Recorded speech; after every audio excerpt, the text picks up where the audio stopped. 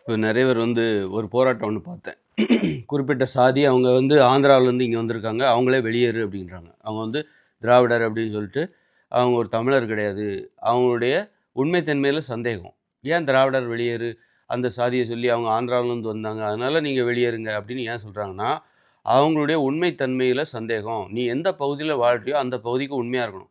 நீ யார் கூட வாழ்றியோ அவங்களுக்கு உண்மையா இருக்கணும். நீ தமிழ்நாட்டு கூட வாழ்ந்துட்டு இருக்கிற. உன் மனைவி கூட வாழ்ந்தா, உன் மனைவிக்கு நீ உண்மையா இருக்கணும். உன் கணவன் கூட வாழும்போது, கணவனுக்கு உண்மையா இருக்கணும். அதுபோல தமிழ்நாடும் ஒரு நீ வாழ்வதற்கு துணையாக இருக்கிற ஒரு வாழ்க்கை துணை தான். அப்போ தமிழ்நாட்டுக்கு நீ உண்மையா இருக்கணும். அப்ப அவங்களுடைய உண்மை தன்மையில சந்தேகம் ஏற்படுது.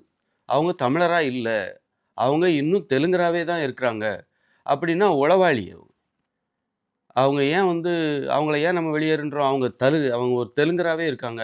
அது ஒரு கன்னடராவே தான் இருக்கிறாங்க. இங்க 200 வருஷமாயிடுச்சு. அவங்களுக்கு தமிழ் உணர்வே இல்ல அப்படின்னா, அவர்கள் ஒரு உளவாளி, அவர்கள் ஒரு துரோகி. தமிழை ஒரு ஒரு தமிழின துரோகி அல்லது தமிழ் மண்ணின் மண்ணின் துரோகி அப்படின்னு தான் அர்த்தம். அதனால நீ யாரு கூட வாழ்றியோ, நீ எந்த நாட்ல வாழ்றியோ அந்த மண்ணுக்கு உண்மையா இருக்கணும். இல்லன்னா நீ துரோகி. இன்னொரு நாட்ட பத்தி பெருமையா நெனச்சுக்கிட்டு, இப்ப ஜெர்மன்ல குடியேறுகிறான் ஒருத்தர் ரஷ்யாவிலேருந்து ஜெர்மன்ல போய் குடியேறுகிறாங்க. 200 வருஷமாயிடுச்சு. இன்னும் இந்த ரஷ்ய பற்றே இருக்கு. ஜெர்மன் மீது வெறுப்பு இருக்குதுன்னா, அவங்க ஒரு துரோகி தானே! ஜெர்மன்ல இருக்கிற 200 வருஷமாயிடுச்சு. நீ ஜெர்மனியராவே நீ இன்னும் உணரல உனக்கு. நீ இன்னும் ரஷ்யராவே நீ உணர்ற அப்டின்னா, நீ எவ்வளோ பெரிய துரோகி! எவ்வளோ பெரிய அருவருப்பான ஒரு ஆளு. அதுபோல தான் தமிழ்நாட்டிலேருந்து நீ வெளியில போய் கர்நாடகாவுல வசிச்சாலும் சரி, 10 வருஷம் ஆயிடுச்சா, இனிமே அங்க தான் வசிக்க போறியா? கர்நாடகாவில தான் வசிக்க போற அப்டின்னா, நீ அந்த மண்ணுக்கு உண்மையாக இருக்க வேண்டும். அந்த மண்ணை நேசிக்க வேண்டும். இல்ல 2 மண்ண நாம நேசிக்க முடியாதா? இரட்டை குடியுரிமை அப்டின்லாம் இருக்குதே. அ அப்டின்னா, இரட்டை குடியுரிமை பொறுத்தளவுல அது கூட ஆனா ஒரு மண்ணுக்கு எதிரா யோசிக்கக்கூடாது. ஒரு மண்ணை வெறுக்கின்ற மனப்பான்மை நமது மனதில இருக்கக்கூடாது. ஒரு மண்ணை நேசிக்கணும் அப்டின்னா, இரட்டை குடியுரிமைங்கிறது தப்புங்க. இரட்டை குடியுரிமையே தப்பு. எனக்கு அ எ ஜெர்மன்லயும் நான் அமெரிக்காவுக்கு போறேன். இந்தியரா இருந்தேன். இப்ப அமெரிக்காவுக்கு போறேன். அப்பப்ப இந்தியரா வரேன். எனக்கு இந்தியாவிலயும் குடியுரிமை இருக்கு. அமெரிக்காவிலயும் குடியுரிமை இருக்குங்கிறது எதனால அது உனக்கு இப்ப சாத்தியமா இருக்கு? வாகனங்கள், ஏரோப்ளேன் இருக்கு. அதனால நீ என்ன பண்ற? இங்கேயும் வசிச்சுக்கிற, அங்கேயும் வசிச்சுக்கிற. 2 நாட்ல உன்னால வசிக்க முடியுது. அதனால இரட்டை குடியுரிமை உனக்கு இருக்குது. இரட்டை குடியுரிமை. அதனால 2 நாட்டையுமே நீ நேசிப்பதாக நீ சொல்கிறாய். இதுவே இல்லன்னா? இதெல்லாம் இப்ப தானே வந்தது. இந்த வாகனங்கள்லாம் இப்ப தானே வந்தது. சமீபத்தில தானே வந்தது. வாகனங்களே இல்லாத காலகட்டத்தில மனிதர்கள் வாழும்போது, 2 நாடுகளில் வசிக்கின்ற அந்த நாடுங்கிற அமைப்பே கிடையாது. 2 பகுதிகளில் வசிக்கின்ற அந்த நடைமுறையே கிடையாதுல்ல. ஏதாவது ஒண்ணுல தானே நீ வசிச்சாகணும். அப்ப அதத்தானே நீ நேசிச்சாகணும். எங்க நீ பிரதானமாக வசிக்கிறாயோ, அதுதான் நீ நேசிச்சாகணும். ஒரு பொண்ணு அ இப்போ பொறந்த வீட்ட விட்டு புகுந்த வீட்டுக்கு வந்துடுறா அப்படிங்கும்போது, புகுந்த வீட்ட தான் நேசிக்கணும். பொறந்த வீட்டு மேலேயே அதே பாசம். புகுந்த வீட்டு மேல வெறுப்பு. இப்படிப்பட்ட மனநிலை பெண்களுக்கு இருக்கு. பெண்களுக்கு இருக்குதுன்னு வச்சுக்கோங்க. எல்லா பெண்களுக்கும் இல்ல, குறிப்பிட்ட பெண்களுக்கு. ரொம்ப ஒரு சில பெண்கள் தான் பொறந்த வீட்ட மறந்துட்டு, புகுந்த வீட்ட நேசிப்பாங்க. பெரும்பாலான பெண்கள் புகுந்த வீட்ட வெறுத்துட்டு, பொறந்த வீட்ட அப்ப அது மாரி தான் இது. நீ எந்த பகுதியில வாழ்றியோ, 2 நாட்டையுமே நீ நேசிக்கலாம். 2 நாட்டையுமே கூட என்னுடைய நாட்ட நான் இந்தியாவுல பொறந்துட்டேங்கிறதுக்காக பாகிஸ்தான வெறுக்கணுங்கிற அவசியம் இல்லையே! அதுபோல நான் இந்தியாவுல பொறந்துட்டேன்னா, அமெரிக்காவ வெறுக்கணுங்கிற அவசியம் இல்ல. அதுபோல ஒரு பொண்ணு புகுந்த வீட்டுக்கு வந்துட்டான்னா, அவ பொறந்த வீட்ட வெறுக்கணுங்கிற அவசியம் இல்லையே! பொறந்த வீட்டு மேல பாசத்த வச்சுக்கிட்டு, புகுந்த வீட்டு மேல வெறுப்ப வச்சுக்கிட்டு இருக்கக்கூடாது. நீ எதையுமே வெறுக்காத. எதையாவது நேசி. நீ யாரையும் இப்ப உன் மனைவிய உண்மையா இருக்கணுங்கிறதுக்காக மத்த பெண்கள வெறுக்கணுங்கிற அவசியம் இல்லையே! அதுக்காக மத்த பெண்ணோடையும் உண்மையா இருக்காத. 2 பேருக்கும் உண்மையா இருக்காத. இப்போ உன் மனைவிய நேசிக்கிறப்பா, அதுக்காக மத்த பெண்கள வெறுக்கணுங்கிற அவசியம் இல்ல. அதுக்காக உன் மனைவிய நேசிக்கிற மாரியே இன்னொரு பெண்ணையும் நேசிக்காத. அதுதான் தப்பு. உன்னுடைய கவனம் நேசிப்பதில் யார் மீது இருக்கிறது? என் மனைவி மீது இருக்கு. அப்ப இன்னொரு பெண்கள? இல்ல அவங்கள நேசிப்பதில் நான் கவனம் செலுத்தவில்லை, வெறுக்கவும் இல்லை. நேசிக்கவும் இல்லை, வெறுக்கவும் இல்லை. மனைவியைப் போன்று. அதுபோல நான் அ அமெரிக்காவுக்கு போய் செட்டில் ஆகுறேன்னா, இந்தியாவுல இருந்து அமெரிக்காவுக்கு போய் செட்டில் ஆகுறேன்ப்பா. அப்படி இருக்கும்போது, அ இப்பொழுது அமெரிக்காவில் 10 வருடமாக இருக்கிறேன். இந்தியாவை நேசிப்பதை விட்டுவிட்டேன். இந்தியாவை வெறுக்கவில்லை. முன்னாடி இந்தியாவுல தான் இருந்தேன். இப்ப இந்தியாவை நேசிப்பதை விட்டுவிட்டேன். அமெரிக்காவை நேசித்துக் கொண்டிருக்கிறேன். இதுதான் எனது நிலைப்பாடு. அமெரிக்காவுக்கு நான் உண்மையாக இருக்கிறேன். அமெரிக்காவை நேசிக்க வேண்டும் என்றால் இந்தியாவை வெறுக்க வேண்டும் என்கிற அவசியம் இல்லை. இந்தியாவை நேசிக்கவில்லை இப்பொழுது, அவ்வளோதான். நேசிப்பது என்பது அங்கே வேலை செய்கிறது தான், வாழ்கிறது. நேசிப்பது என்பது என்னது அப்படின்னா, வாழ்வது. நீ வாழ்ந்தால் நேசிக்க வேண்டும். நான் இப்போ அமெரிக்காவிலலாம் வசிக்கிறேன். முன்னாடி இந்தியாவில் இருந்தேன். இந்தியாவை நேசித்து கொண்டிருந்தேன். இப்பொழுது அமெரிக்காவுக்கு சென்று விட்டேன். அமெரிக்காவை நேசிக்கிறேன். அமெரிக்காவில் வாழ்கிறேன். மீண்டும் திரும்ப எனது இந்தியாவுக்கு வந்தால் இந்தியாவில் வாழ்வேன். 1 வருடம் வாழ்ந்தால் கூட இந்தியாவை நேசிப்பேன். அதுக்காக அமெரிக்காவை வெறுக்கிறேன்னு அர்த்தம் கிடையாது. நல்லா புரிஞ்சுங்க. இதுதான் ரொம்ப அற்புதமான ஒரு விஷயம். அதனால் ஒரு பெண் தனது கணவனை நேசிக்க வேண்டும் என்பதற்காக பிற ஆண்களை வெறுக்க வேண்டும் என்கிற அவசியம் இல்லை. அதே நேரத்தில் கணவனை நேசித்து கொண்டு பிற ஆண்களையும் நேசிக்கவும் முடியாது. கணவனை போன்று யாராவது ஒருத்தரை தான் நீங்கள் நேசிக்க முடியும். அந்த மாதிரி பிற மாநிலத்திலிருந்து குடியேறிய தெலுங்கர்கள், கன்னடர்கள் தமிழ்நாட்டிற்கு வந்துவிட்டால் அப்போவும் அவங்க அந்த ஆந்திராவை நேசிக்கிறது, தெலுங்கு மொழியை நேசிக்கிறது, தமிழை வெறுக்கிறது. தமிழை நேசிக்கிற மாதிரி நடிக்கிறது. அவங்க உறவுகள்கிட்ட போனால் தெலுங்கில் பேசுறது, குடும்பத்துக்கு வீட்டுக்குள்ளே போயிட்டால் தெலுங்கில் பேசுறது, சொந்தக்காரங்கிட்டலாம் தெலுங்கில் பேசுறது, பிள்ளைகள்கிட்டலாம் தெலுங்கில் பேசுறது. அப்புறம் பார்த்திங்கன்னா வெளியில் உள்ளவங்கள்ட்ட நம்ம ஆள்கிட்ட வந்தால் தமிழில் பேசுறது. ஆனால் தமிழ் உயர்ந்ததுன்னு சொல்கிறது. ஆனால் தமிழ் மீது ஒரு வெறுப்பு மனசுக்குள்ளே, தமிழர்கள் மீது ஒரு வெறுப்பு மனசுக்குள்ளே வச்சுக்கிறது. இது மிக மிக தவறு. இதைத்தான் நாம் கண்டிக்கிறோம். அதனால் நம்ம தெலுங்கர்களே வெளியேறுங்கள், தெலுங்கு ஆந்திராவிலிருந்து குடிபெயர்ந்து இங்கே திராவிடர் என்கிற போர்வையில் இருக்கிற இது போன்ற போலித்தனமானவர்களை வெளியேறுன்னு சொல்கிறத விட அவங்கள வெளியேறுன்னு சொல்லக்கூடாது, நீங்கள் தமிழராக மாறுங்கன்னு சொல்லணும். இப்போ நம்ம முதலமைச்சர் கருணாநிதி அவர்கள் அல்லது ஸ்டாலின் அவர்கள் இவங்கெல்லாம் ஆந்திராவிலேருந்து வந்தவங்க, இவங்கெல்லாம் தெலுங்கர்கள்னு நாம் முத்திரை குத்தி வச்சுருக்கோம். அப்படி இப்போ அவங்க வீட்டில் சொந்தக்காரங்ககிட்ட எந்த மொழியில் பேசுகிறாங்க? அவங்க மனைவிகிட்ட. இப்போ ஸ்டாலின் இருக்கார் முதலமைச்சர், அவருடைய மனைவிகிட்ட, பிள்ளைகள்கிட்ட, பேரப்பிள்ளைகள்கிட்ட அவர் என்ன மொழியில் பேசுகிறாரு? ஆங்கிலத்தில் பேசினால் அவர் தமிழர் இல்லை. வீட்டுக்குள் போனால் அவர் தெலுங்கில் பேசுகிறார் என்றால் அவர் தமிழர் இல்லை. வீட்டுக்குள் போனால் அவர் ஆங்கிலத்தில் தான் பேசுகிறார் தனது உறவுகளிடம் என்றால் அவர் தமிழர் இல்லை. ஆனால் அவர் தமிழில் தான் பேசுகிறார் அப்படின்னா அவர் தமிழர் தான். அதனால் தமிழர் தான் அப்படின்னா அப்போ மற்றவங்க மேலே தப்பா? அவர் மீது குற்றம் சுமத்துகிற மற்றவர்கள் மீது தப்பா அப்படின்னா அவர் ஏன் தமிழர் என்று சொல்லாமல் திராவிடர் என்று சொல்கிறார்?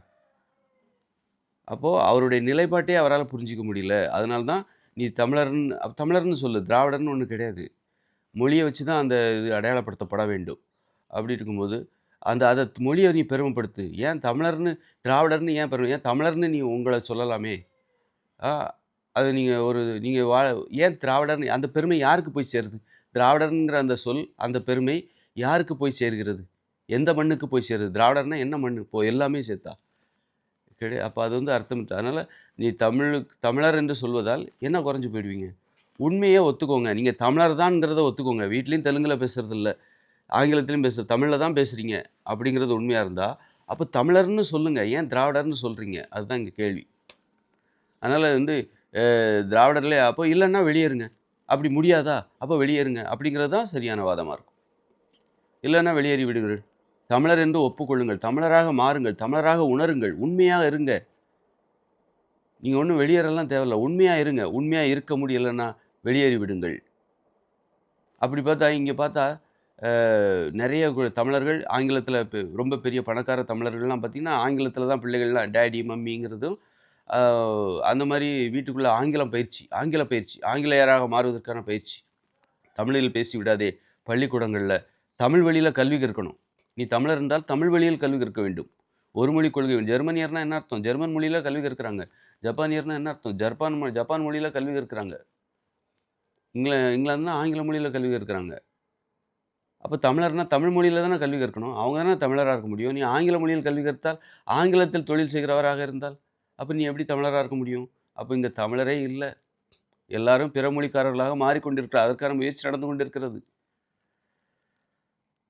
அப்படின்னா அப்போ எல்லாருமே வெளியேறணும், யாருமே இல்லை. எல்லாருமே வெளியேறுவதற்கு பதிலாக யாருமே இந்த மண்ணுக்கு உண்மையாக இல்லை என்பதற்காக இந்த மண்ணையே மாற்றி விடுகிறார்கள். இந்த மண்ணின் அடையாளத்தை, மொழி அழிஞ்சு போச்சுன்னா இந்த மண்ணுக்கான அடையாளம் அழிந்து விட்டது. அடையாளத்தை நாம் இழந்து விட்டோம். இந்த மண்ணுக்கு எது அடையாளம்? இந்த மொழி தான் அடையாளம். தமிழ் மொழி தான் தமிழ் மண்ணுக்கான அடையாளம். இங்கே எல்லாருமே ஆங்கிலம் பேசுகிறவர்களாக மாறிவிட்டால், தெலுங்கு பேசுகிறவர்களாக மாறிவிட்டால் இந்த அடையாளம் அழிஞ்சு போச்சுன்னு அர்த்தம். இந்த அடையாளம் அழிந்து போய்விட்டது. இந்த மண்ணுக்கான அடையாளம் என்பது இந்த மண்ணுக்கு தான். இந்த தமிழ் மொழி இந்த மண்ணில் பேசப்படுகிறது என்றால் அது இந்த மண்ணிற்கு சொந்தமானது. இந்த மண்ணில் தமிழ் மொழி தான் உருவாகும். வேற எங்கேயும் தமிழ் மொழி உருவாகாது. ஒரு ராஜஸ்தான்ல தமிழ் மொழி உருவாகாது. ஒரு ஐரோப்பாவுல தமிழ் மொழி உருவாகாது. ஆப்பிரிக்காவுல தமிழ் மொழி உருவாகாது. அது இந்த மண்ணில் தான் உருவாகும்.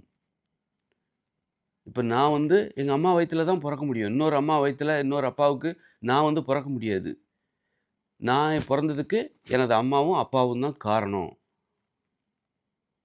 ஆ அது எப்படி அந்த அளவுக்கு அது அதுபோல தான். இப்ப நீங்க உங்க அம்மாவுக்கும், உங்க அப்பாவுக்கு தான் நீங்க பொறக்க முடியும். நான் வந்து எங்க அம்மா, அப்பாவுக்கு தான் நான் பொறக்க முடியும். அதுபோல நான் வந்து எனது அம்மா, அப்பாவின் அடையாளம். அடையாளம்.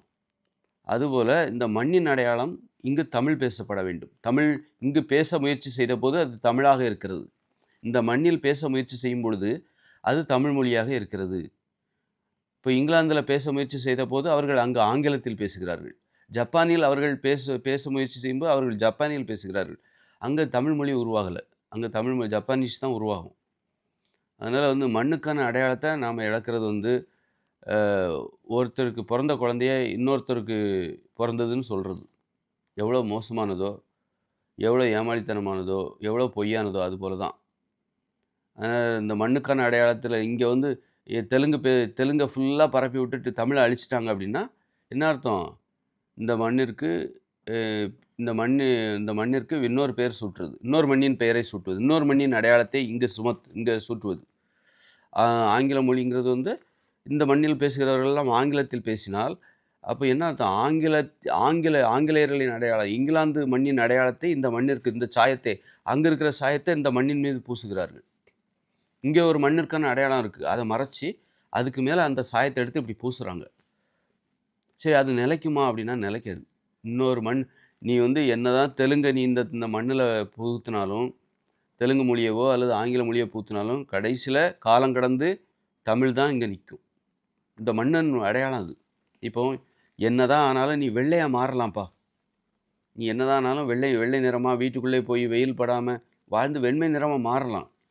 ஆனா காலம் கடந்து ஒரு இயற்கையோட இணைஞ்சு வாழ்ந்துட்டாலே, இந்த மண்ணிற்கான அடையாளத்த நீ மீற முடியாது.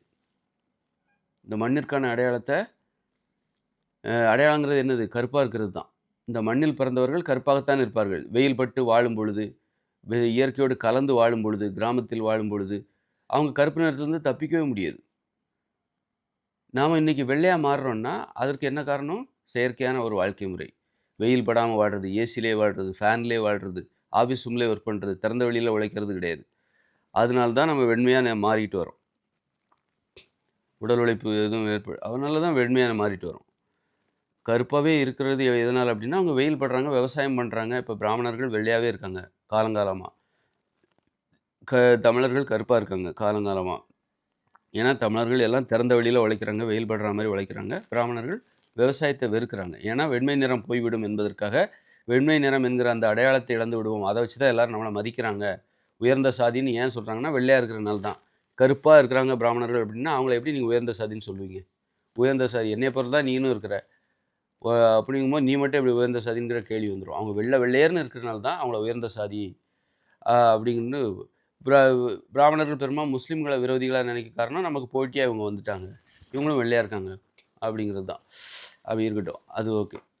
இந்த மாரி அ நம்ம அடையாளம் இருக்குல்ல, அந்த மண்ணிற்கான அடையாளம் என்பது கருப்பு அப்படின்னா, நீ இயற்கையோட இணைஞ்சு கலந்து வாழும் பொழுது, நீ அந்த கருப்பு நிறத்த நீ அடைஞ்சிருவ. நீ கஷ்டப்பட்டு உன் பிள்ளைகள் வெள்ளையா மாறிட்டாங்க. ஏசில நீனும் ஏசில இருந்தா, உன் பிள்ளைகளும் ஏசி, வெயில்லயே படல. வெயில்ல படாத ஒரு வாழ்க்கை. வீட்ட விட்டு வெளியில வந்தா காருக்குள்ள ஏசி. இப்படி வெயில் படாம அப்படியே நீ வெளுத்துக்கிட்டே வரப்பா. இப்படி ஒரு வாழ்க்கை வாழ்ந்தா தான், நீ என்ன பண்ணுவ? அந்த கருப்பு நிறத்தை அடைவாய். கருப்பு நிறத்தை இழந்துட்டு வெள்ளை நிறத்தை அடைவ. அதே நேரத்தில நீ இயற்கையோடு கலந்து வாழ்ந்துட்டன்னா, கருப்பு நிறம் வருவதை உன்னால தடுக்கவே முடியாது. நீ கருப்பாவதை யாராலும் தடுக்க முடியாது. அதுபோல இயற்கையோடு நாம் கலந்து வாழ்ந்தோமானால், நமது உச்சரிப்புகள் தமிழ் மொழியாகத்தான் இருக்கும். நம்ம பேசுகிற பேச்சு எல்லாம் மீண்டும் தமிழ் மொழி வரும். நீ என்னதான் வந்து அ வெள்ளையா மாறினாலும் கருப்புக்கு மாறிருவ. அதுபோல என்னதான் ஆங்கில மொழிய இங்க பழக்கப்படுத்தினாலும், ஆங்கில மொழிக்குன்னு ஒரு சூழல் இருக்கு. என்னன்னா, இந்த மாரியான ஒரு வாழ்க்கை முறை தான். இயந்திர அறிவு. நீ இயற்கையோட கலந்து கிராமத்தில வாழ்ந்தா, ஆங்கில உச்சரிப்பு நெறைய பேருக்கு வராது. கஷ்டப்பட்டா தான் முடியும். அது சர்க்கஸ் மாரி. கஷ்டப்பட்டா தான் வரும். ஆனா, தமிழ் தான் நமக்கு எளிமையா வரும். ஆங்கிலேயர்களுக்கு ஆங்கிலம் தான் அங்கு எளிது. ஆங்கிலேயர்களால் தமிழ் கற்றுக்கொள்ள முடியாது, தமிழர்களால் ஆங்கிலம் கற்றுக்கொள்ள முடியாது. அப்படி கற்றுக்கொள்வது ஒரு செயற்கையான ஒரு முயற்சி தான். அது எனக்கு இயற்கையானது கிடையாது. தொண்டையிலேருந்து இங்கேருந்து பேசுவாங்க. நம்ம அடி வயிற்றுலேருந்து பேசுவோம். ஆங்கிலேயர்கள் வந்து இங்கேருந்து பேசுவாங்க. ஏன்னா அவங்க வெப்பத்தை இழக்கக்கூடாது. ஆற்றலை சத்தமாக பேச மாட்டாங்க. நம்மளாம் சத்தமாக பேசுவோம். நமக்குலாம் ஆற்றல் அதிகமாக இருக்குது. வெயில் அதிகமாக இருக்குது. அப்படி இருக்கும்போது இப்போ ஆங்கிலேயர்களே ஆங்கிலம் பேசுகிற ஆங்கிலேயர்களே இங்கே வந்து விட்டால் அவங்களுடைய உச்சரிப்பு சத்தமாக வந்து எல்லாமே மொழியவே மாறும். அது தமிழாக மாறிவிடும். அவர்கள் அப்படியே சொல்லிக் கொடுக்காமலே இங்கே தமிழ் மொழி இருக்குல்ல, தமிழ் மொழி தான் அவங்கள ரொம்ப டாமினேட் பண்ணும். நம்ம போயிட்டு அங்கே போனால் அங்கே ஆங்கிலம் தான் நம்மளை டாமினேட் பண்ணும். அதனால் வந்து ஒரு மண்ணில் வாழும்போது நம்ம உண்மையாக இருக்கணும். அந்த மண்ணுக்கு நேசிக்க வேண்டும். அந்த மண்ணின் அடையாளத்தை அதுக்காக இன்னொரு மண்ணை வெறுக்கணுங்கிற அவசியம் இல்லை. நீ இங்கேருந்து போயிட்டு இன்னொரு ஊருக்கு போகிற, அல்ல இன்னொரு நாட்டுக்கு போகிற அப்படின்னா அந்த மண்ணை நேசி. அதுக்காக நீ கடந்த காலத்தில் வாழ்ந்த மண்ணை வெறுக்கணுங்கிற அவசியம் கிடையாது. அதனால் யாரையும் நீங்கள் மண்ணை விட்டு வெளியேறு, உண்மையாக இல்லாதவங்கள வெளியேறுங்கன்னு சொல்கிறதுல தப்பே கிடையாது. யாரெல்லாம் உண்மையாக இருக்காங்களோ, உண்மையாக இல்லை அவங்க தெரியாமல் அறியாமையின் காரணமாக கூட தப்பாக இருக்கலாம். அவங்க தமிழராக இல்லாமல் தன்னை திராவிடர்னு சொல்லிருக்கலாம். தெலுங்கு மொழியை வீட்டுக்குள்ளே போனால் தெலுங்கில் பேசுகிறது, இதெல்லாம் வந்து அறியாமை தான். அதுபோல் தமிழர்கள் வெளியே போய் குடியேறுறாங்க. வீட்டுக்குள்ளே போனால் அவங்க வந்து தமிழ் பேசுகிறாங்க, வெளியில் வந்தால் வேறு மொழியில் பேசுகிறாங்க. தமிழர்களாக இருந்தாலும் அது தப்பு தான். நீ எந்த பகுதியில் வாழ்றியோ அந்த பகுதியில் என்ன மொழி இருக்கோ அந்த மொழியை பேசு. நீ 10 வருடம் இந்தியாவில் இருக்க அப்படின்னா, தமிழ்நாட்டில் இருக்க அப்படின்னா, இந்த மண்ணிற்கான மொழி தமிழ். அது உனக்கு தெரியும் அப்படின்னா, தெரியலன்னா கற்றுக்கணும் கண்டிப்பாக. கற்றுக்கோ, இல்லை தெரியும்னா தமிழில் பேசு. நீ டக்குன்னு அடுத்த 10 வருஷம் ஜப்பானுக்கு போகிற, அங்கே உனக்கு ஜப்பான் மொழி தெரியாது, ஆனால் நீ கற்றுக்கணும். கற்றுக்கிற வரைக்கும் நீ தமிழில் பேசு. கற்றுக்கிட்டு அந்த ஜப்பானீஸ் மொழியை நீ விரிவுபடுத்து. ஒரு கட்டத்தில் நீ அதை கற்றுக்கணும். அப்புறம் தமிழை மறக்கணும். அங்கேருந்து நீ அமெரிக்காவுக்கு போகிற, அல்லது வந்து அங்கேருந்து ஜெர்மனிக்கு போகிற அப்படின்னு வச்சுக்கோ. ஜெர்மனியில் தான் இன்னும் வாழ போகிற அப்படின்னா, நீ ஜப்பான் மொழியும் பேசக்கூடாது, தமிழ் மொழியும் பேசக்கூடாது. ஜெர்மன் மொழியில் நீ பேச ஆரம்பிச்சிரு. கற்றுக்கிட்டு பேச ஆரம்பிச்சிரு. பிற மொழிகளை வெறுக்க வேண்டிய அவசியம் இல்லை. நீ பேசுவதை நிறுத்திவிடு. அதனால் அந்த மாதிரி தான் உண்மையாக இருக்கணும். நம்ம எந்த நாட்டில், இனி எத்தனை நாட்டில் வேண்டுமானாலும் வாழு, தப்பே கிடையாது. ஆனால் அந்த மண்ணிற்கான மொழியை பேச கற்றுக்கொள், பேச வேண்டும். அதுதான் அந்த மண்ணிற்கு நீ உண்மையாக இருப்பதற்கான அடையாளம். அந்த மண்ணை வெறுத்து கொண்டு அங்கே வாழாதே. அப்படின்னா என்ன அர்த்தம்? ஒருத்தன் கூட வாழும்போது அவனை பிடிக்கலை, ஆனால் அவன் கூட வாழ்ந்துட்டுருக்கு. அவனை எனக்கு பிடிக்கவே இல்லை, அவனை நான் வெறுக்கிறேன், ஆனால் அவரோடு வாழ்ந்து கொண்டிருக்கிறேன். எனது மனைவியை நான் வெறுக்கிறேன், ஆனால் அவளோடு வாழ்ந்து கொண்டிருக்கிறேன். நீ நேசிக்கணும். அதுதான். நேசிக்க முடியலைன்னா வேற மனைவியை தேர்ந்தெடு. நேசிக்கிற யாரை? அதனால் தமிழ் மண்ணில் இருக்கும்போது உன்னால் தமிழை நேசிக்க முடியலைன்னா எந்த மொழியை உன்னால் நேசிக்க முடியுது? என்னால் ஆங்கிலத்தை தான் நேசிக்கிறேன், எனக்கு தமிழை நேசிக்க முடியவில்லை என்றால் ஆங்கிலேய நாட்டுக்கு போயிடு. என்னால் தெலுங்கை தான் நேசிக்க முடிகிறது, தமிழை நேசிக்க முடியவில்லை என்றால் நீ ஆந்திராவுக்கு சென்று விடு. அதுபோல் இங்கேருந்து வெளியேறின தமிழர்கள் இருக்காங்களே, பாம்பேக்கு போயிட்டாங்க. என்னால் மராத்தி மொழியை நேசிக்க முடியவில்லை, தமிழைத்தான் நான் விரும்புகிறேன், மராத்தி மொழியை வெறுக்கிறேன், நேசிக்கவும் முடியவில்லை, வேறு செய்கிறேன். இல்லை, வெறுக்கவும் இல்லை, நேசிக்கவும் இல்லை. அப்போ கூட நீ அங்கே இருக்கக்கூடாது. நான் மராத்தியில் தான் இருக்கிறேன், மகாராஷ்டிராவில் தான் இருக்கிறேன்.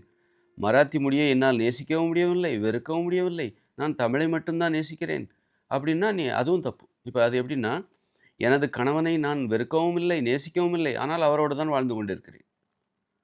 எனது மனைவியை நான் நேசிக்கவும் இல்லை, வெறுக்கவும் இல்லை, ஆனால் அவளோடு தான் நான் வாழ்ந்து கொண்டிருக்கிறேன். அதுபோல் எனது மனைவியை நான் வெறுக்கிறேன், நேசிக்கவில்லை, ஆனால் எனது மனைவியோடு தான் வாழ்ந்து கொண்டிருக்கிறேன் அப்படிங்கிறதும் தப்பு. எனது கணவனை நான் நேசிக்கவில்லை, வெறுக்கிறேன், ஆனால் எனது கணவனோடு தான் வாழ்ந்து கொண்டிருக்கிறேன், அதுவும் தப்பு.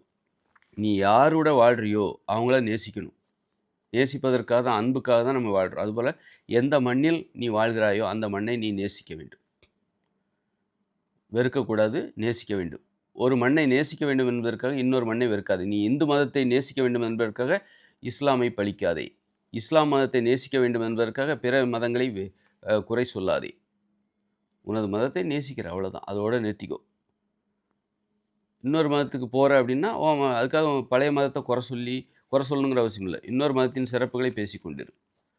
அப்படி அந்த மாதிரி உண்மையாக இருக்கணும். உண்மையாக இல்லைன்னா வெளியேறுங்க, சொல்கிறதுல தப்பே இல்லை.